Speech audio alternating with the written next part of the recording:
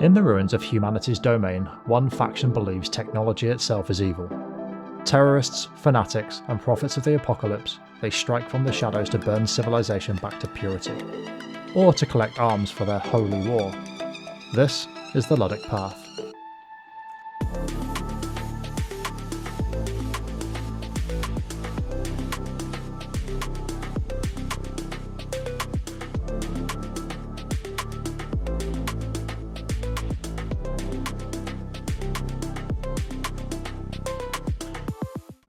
Long after humanity's golden age ended with the sudden collapse of the faster-than-light gate network, civilization fractured into warring factions across the stars. Among those survivors, a new religion took hold, the Luddic Faith, named for a messianic figure called Lud, who preached that humanity's obsession with technology was its greatest sin. His followers believed that the collapse was not merely an accident, but a chance for redemption, a purge of hubris and transhuman corruption. Yet as decades passed, peaceful believers and zealots diverged. From the more moderate Luddic Church, a hierarchical faith with shrines and pastoral worlds, a far darker splinter emerged, the Luddic Path. These were not monks preaching simple living, they were fanatics convinced that the end times had already begun, and that only through holy war could the abomination of technology be swept from the stars. The Path didn't build nations, it built cells. Secret enclaves on worlds that prospered on technology, whispering doctrine, then rising in violence. They struck trade fleets, sabotaged industries, and whispered that every artificial mind and reactor was a demon to be purged. They even crashed massive space habitats onto a world called Myrath, a catastrophic act of zealotry that killed millions and reshaped galactic politics. Led loosely by figures such as Brother Livewell Cotton, the Path is a ghost in the machine, rising wherever technology blooms, demanding tithes from travellers, sowing discord in planetary economies, and preparing relentlessly for what they swear is the final judgment. Most factions despise them, even the Church sees them as unstable heretics. But in their eyes, they are the last righteous flame against the coming darkness.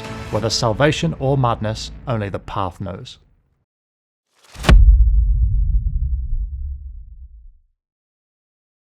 The Luddic Path doesn't build warships, they corrupt them.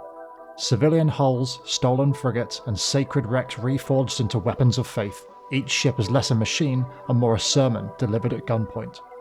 Let's start with the frigates. First off, the Brawler. The Luddic Path Brawler is a brutally simple assault frigate. It sacrifices finesse for raw frontal firepower, charging straight into close-range combat where its heavy weapons and armour let it overwhelm lighter ships through sheer aggression. Next up, the Cerberus. The Cerberus is a hybrid combat and cargo frigate, repurposed by the Path for fast raids. It can fight when needed, but its true role is smuggling supplies and supporting guerrilla operations across hostile systems.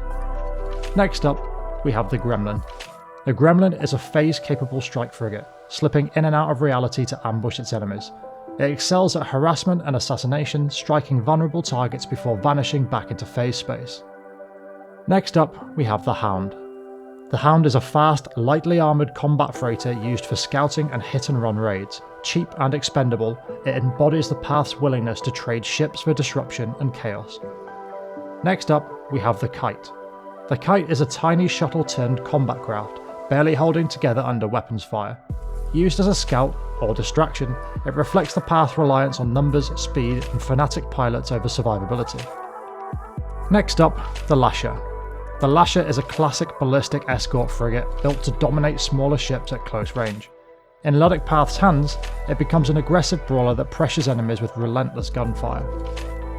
Next up, we have the Destroyers. And the only destroyer is the Manticore. The Manticore is a missile-heavy destroyer designed for devastating alpha strikes. It anchors Path fleets by delivering overwhelming explosive firepower, often crippling targets before they can respond. Next up, we have the cruisers, and the only cruiser is the Venture. The Venture is a rugged cruiser repurposed for direct assaults. Using its Orion device, it rams itself into battle lines, soaking damage while deploying fighters and heavy weapons in reckless, faith-driven charges. Last but not least, we have the capital ships. First off, the Prometheus Mark II. The Prometheus Mark II is a converted supertanker turned capital class warship. Armed with fighters and heavy guns, it stands as the Path's ultimate symbol, civilian industry twisted into holy war. Now you may be thinking, wait, you've got a ship. And you'd be right, I did. Another cruiser, the Colossus Mark II.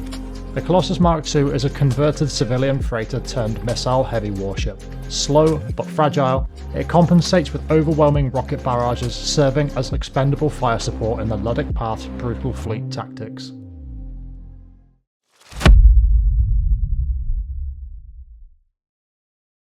Hey everyone, here is our Luddic Path weapons tier list. Please note that the weapons I did not use in my playthrough are not on this list, and the full list can be found on the Starsector wiki by searching for the Luddic Path. First off, we have the Devastator Cannon, a heavy, flak-style burst that tears apart fighters and missiles at close range, and does significant damage to any hull that it hits. It does however suffer from poor accuracy and a bit of difficulty firing at long range. Next up, we have the Flak Cannon, a medium point defense weapon that sprays flak rounds to shred fighters and missiles, great for protection, but surprisingly not so great for anti-ship. Next up, we have the Hammer Barrage, a large unguided torpedo launcher that fires explosive rockets, high burst power at medium range with no tracking, so timing and aiming matter. Next up, we have the High Intensity Laser, powerful long-range beam that is weak against shields and only causes soft flux buildup, but it is incredible at burning away an opponent's armour. Next up, we have the Heavy Machine Gun, a medium kinetic point defense weapon with solid accuracy, good against missiles and frigates, and surprisingly good at close-range anti-shield combat. Next up, we have the Assault Cannon, a rapid-fire medium ballistic high explosive weapon that chews through armour up close, high damage volume but low accuracy at longer range. Lastly, we have the Dual Light Machine Gun, a twin rapid kinetic barrel gun for close-in point defense and anti-shield. Not so great against larger ships though.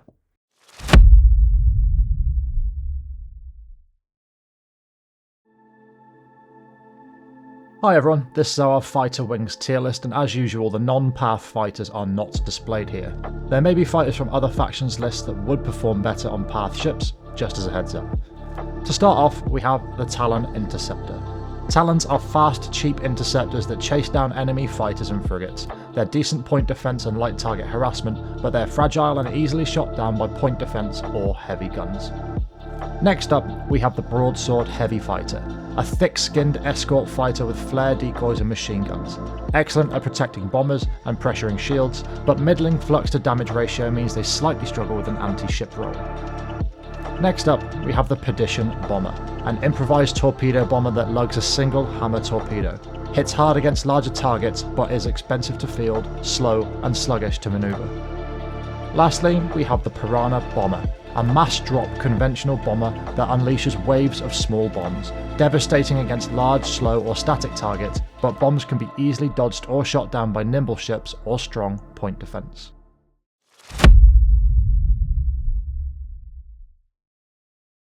Over 2 centuries ago, Myasura was the jewel of human achievement, an independent star system in the core worlds that rivaled even the power of the hegemony.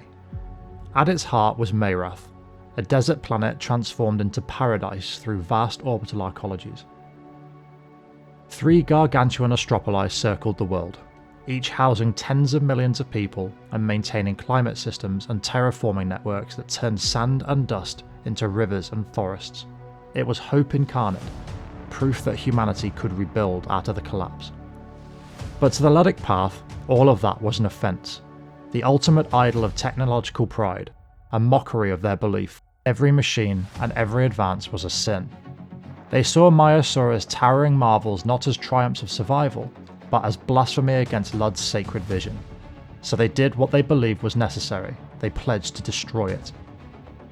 For years, Path zealots worked in the shadows, planting cells, sabotaging systems, weaving their doctrine into the hearts of disillusioned citizens.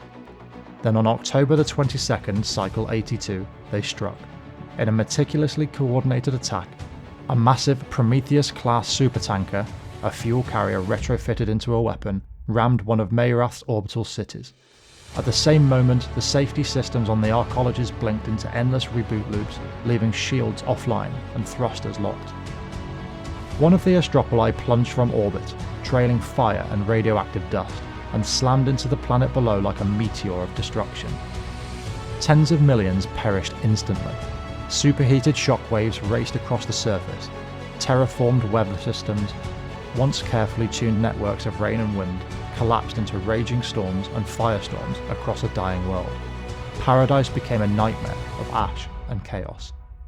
The remaining stations were crippled, one broken in orbit, leaking atmosphere and human wreckage into space, and another left silent forever. Myosora's own navy, shattered and adrift, could only offer token resistance when a hegemony task force entered the system soon after, crushing what remained of the Myosoran fleet and delivering the final blow to the once proud independent nation.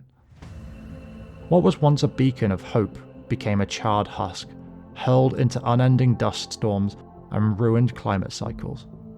Humanity clings to the scarred surface in broken cities and ruined farms, a living testament to one faction's fanaticism.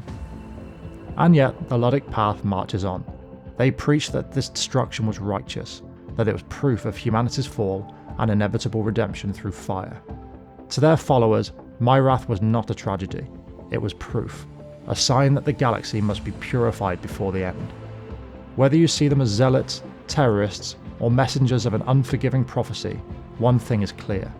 The shadow of the Luddic Path still stretches across the stars, and their war is far from over. This has been another Starsector faction deep dive.